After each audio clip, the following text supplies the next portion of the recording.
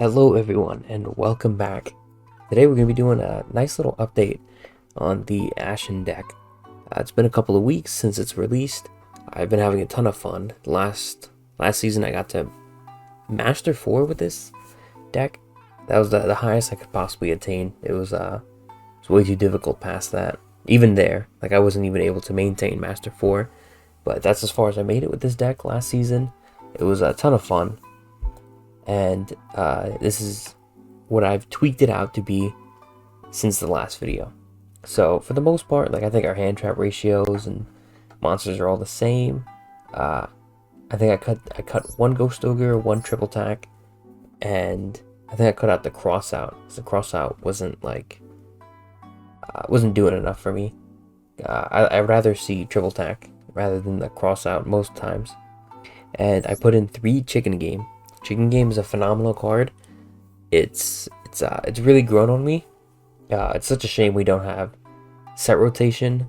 Set rotation plus 3 Chicken Game would be absolutely phenomenal, but unfortunately it's just not the reality of Master Duel. So what this card does is the player with lowest life points takes no damage. Mostly irrelevant, doesn't really come up. If it's still face up on your field, you want to get rid of it before you start attacking for some damage. Just keep that in mind, because if you do forget, it's so annoying. Once per turn during the main phase, soft once per turn. Keep in mind, the turn player can play 1,000 life points to activate one of these effects. You can draw a card, destroy this card, or your opponent gains 1,000. Neither player can activate cards or effects in response to this effect's activation. So once you pay that, if you activate the card itself, they can respond with like Solemn Judgment or MST or whatever. But once you pay this 1,000 life points, they can't do anything. It's over. You get to draw your card basically for free, because 1,000 life points doesn't mean zip. And because this is a soft once per turn, if you open up multiples, you just get multiple draws. If you recycle this card, which you can off of Embers of the Ashened, then you get to draw an additional card. So it gets like one copy. Like if you see one copy, you can loop it about for a couple of turns, depending on the length of the duel. You can loop it, use it a couple of times, draw a card. And then what's great is that during your combo, you activate Obsidian, you pop it with your Vados, and then you go about your day. And then partially through your combo, once you've gotten like King out the deck from the Obsidian, and you've summoned off of his effect the Priestess or whatever, you've got the Endlessness out of the deck because of the Vados. Once you got like some of these like soft bricks out the deck, then mid combo you can activate this Chicken Game and draw a card. And then if you have another Chicken Game, you can place it over it. If you have another Obsidian, you can place it over it. And then if you saw Extinguishing in your combo, you can go into Embers and add the Chicken Game right back. So then next turn you can draw an additional card. And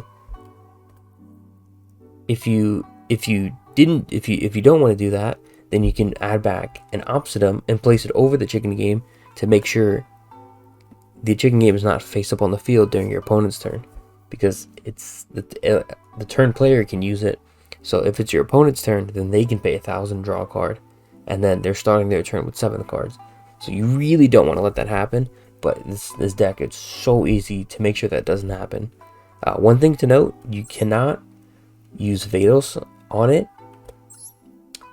If they're a smart player, you can't use Vados on it, because at the start of their main phase, they're going to have main phase priority. So if they activate this effect right at the start of their main phase, you can't chain Vados to pop it. There's no like making this card fizzle out, because no player can respond to it. But this is a very impactful card. It does so much for the deck. It increases consistency so much. There's like even if you already have combo, you can just activate this and draw hand traps. You can just activate this and draw combos for next turn. You can draw into Vados for your backup Vados. Like there's so much it allows you to do in the deck. Absolutely phenomenal. That's the biggest change that we've made. in terms of just how the deck plays. I think the extra deck's mostly the same. I don't remember if Dark was in there, but I threw him in because he was kind of neat. I've been thinking about throwing in a Hita as well. I'm thinking about throwing in a Hita and a Promethean Princess, but I think I might be stretching it a little bit there, because I just have Volcanic Emperor and Banshee on the field so often. Like as much as I can, like I have Banshee on the field. So I was thinking about throwing in a Hita, because her and any monsters, a Hita, and then if they have an Ash Blossom or they're playing their own fire deck, or if I can just get another monster on the field or whatever, then I can go into Promethean Princess, and then I can link that off for not access code, but I have to put in like the Swamp Man, the Link 4 fire guy, and then I have the pop from that. Like it just gets like a lot of things going, but it just seems like if I already have these two in loop, I'm already doing really good. So it just seems like doing too much, you know. But maybe that's something we need in the deck. I don't know. I haven't tested it yet because it's kind of costs URs, and I had some other stuff I'm planning on building. So I'll come back to it in the future one day. And then the next thing I wanted to talk about was this deck's matchup with the Fiendsmith engine, because you're going to be seeing a ton of Fiendsmith, and whether you're happy about that or not, whether you're playing it or not, if you're playing Ashened, you've got to know that you have a phenomenal matchup against the Fiendsmith engine, and on all accounts. So we'll start off with tract. Now, if they open up tract, I usually just say whatever. I don't even bother like hand trapping it, because we just have so much for interaction with all their other stuff that like tract doesn't even matter. Now, if they add Lurie and discard Lurie, then I'll bell that. I usually bell that, because like that's just a really good bell. If it's just hard to add the Lurie, this tract basically did nothing. This Lurie's just gone. Like it just makes things look very awkward for them. And Bell's like a card that like doesn't always come up, but when it does come up, it's really, really annoying. And mix that with on top of our other stuff, that annoying becomes frustrating, which is very impactful in the duel. So tract and Lurie. Tract you just let slide. Lurie, if you have Bell, if you're playing some kind of Bestial engine in this deck, you can hit that with that too. But there's probably better things you want to Bestial. And where we go from there is, let's say you don't have the Bell, because the Bell, you know, that's not really like main deck stuff, right? Like, you know, you have like a huge like pool of cards to draw and see it, but you know, let's say you don't. So they summon this, and they go into the Requiem, and they use the Requiem, and they bring out the Engraver or whatever, because the Fiendsmith, the Lacrima of the Crimson Tears, she's not in the game yet. So they would go right into the Engraver, and then Engraver add this, whatever. Alright, so now they have an Engraver on the field. You can, let's say they have Engraver and then the other monster, whatever else for the sequence. So when they go into the sequence, you can just Vados and pop the field right there. Or if they use the Vados to make the sequence, you can just pop the field right there. It's of no consequence. You might lose out on your monsters. If you have the backup Vados, then you can just summon it and pop it. You don't even have to worry about hand trapping this or anything. You can just pop it on its summon. This isn't a quick effect or anything. The Requiem is, that's why you have to be weary of that one. But this one isn't. You can easily just get rid of it. Now let's say they don't open up these Fiendsmith engine cards, but let's say they're playing something else. They're playing whatever, like Tearlament Cashier or whatever. They're playing some other random deck, and they get two monsters in the field, and you've negated their effects, and so they go, oh shit, backup plan time. I'm gonna go into Moon of the Closed Heaven to get into my Fiendsmith stuff, right? Wrong. So if you've used your Vados, the Dragon of Endlessness, and I always send Ashen to Endlessness off of his effect, because this graveyard effect is very relevant in some duels, in some matchups, and it comes up pretty damn often. And it's the best possible thing you could send. You don't want to send. You're probably not gonna have another monster on field to send. You don't want to send Obsidian. If you have Eternity, you could probably send that. But if I have Eternity on the field, I'm usually gonna try and end the game the next turn. And sometimes you kind of set that off of the Vados you activate on your opponent's turn. So Ashen for Eternity is kind of iffy. So you send this to pop something during your opponent's turn, because it comes up. It always comes up. You're popping something no matter what happens, right? And they summon this. You can banish this and whatever pyro monster from your graveyard, another priestess, whatever the case may be. Banish the two of them, and this light fiend becomes a light pyro, which is extremely important because Requiem requires a light fiend. Sequence also requires a light fiend. So if you see them try and slither their way into Sequence or Closed Heaven, then you can just go, nah, I don't think so, hell no. And you can Ash into Endlessness and just completely lock them out of their light fiends for that turn. But that's all you really need.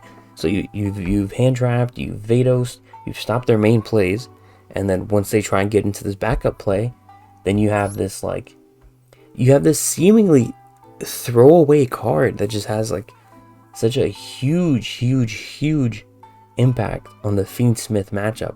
Like, even if they just summon Lurie, you can use this on it. Even if they just summon Engraver, you can like at any point this card can like really hinder or even just outright stop their plays. Like sometimes they start like looping about, like they go into like Closed Heaven and they go into this and then they go into whatever and try and get to this. And then like once they've gone through these two and they have two monsters in the field and you just hit them with this, because there's no Necro Equip Princess and all this, there's no Wave King Caesar you gotta worry about. Like, they have to fusion summon. So you hit them with this, man. You hit them with this Ashen to Endlessness graveyard effect. It's absolutely case. It's like, and even if you don't, you've got so many hand traps. You've got Vados's pop, and you've got Big Vados's spell trap pop, which his Harpies effect on summon could come up if they have like stuff equipped, if you want to hold it for that. But he also pops an activated effect on the field, which unfortunately doesn't really mess with any of these guys, which is quite upsetting, but it's fine. It's fine given that like he just like everything else just does so much. So it's really cool that the best engine in the game is easily countered by this deck. And on top of that, the best deck in the game, which is probably like Snake Eye, Fire King, Fiendsmith, it's probably like the best deck right now. That or like Duel Fiendsmith. Like, this deck's got a great matchup. Not against Duel. Sadly, admittedly, it doesn't have a good matchup against Duel, but it's got a great matchup against Snake Eyes because they're Pyros. And we just have built-in just, again, Ashen's Endlessness just as, and even Hero comes up sometimes. We've just got a great matchup against Pyros. In a couple of months when we get the Rise Heals, we have a great matchup against that as well, if we go first. So, this deck, you know, it still has a lot of flaws and struggles, but things are looking up for this deck because of how people are going to be playing.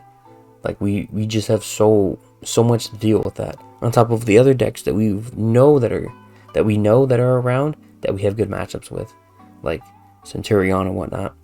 So that's gonna be it for this little update and this little guide on what to do against Fiendsmith. If you come across it in this deck, if you come across it against your pure or mixed Ashen, because even if you're playing like a mixed Ashen build, like you're definitely still running Endlessness, so you still have access to this. Like, there's a lot of like easy, like simple things you can do just to like completely screw them over, or at the least you are making them commit way more to the Fiendsmith engine to the point where it might not even be worth it as much anymore. So yeah, that's gonna be it for this video. I don't think there's anything else I want to mention. Oh, these are actually this little pile right here. This is every pyro. It will include ritual as well. This is every pyro, like not like regular monster, like normal or effect monster.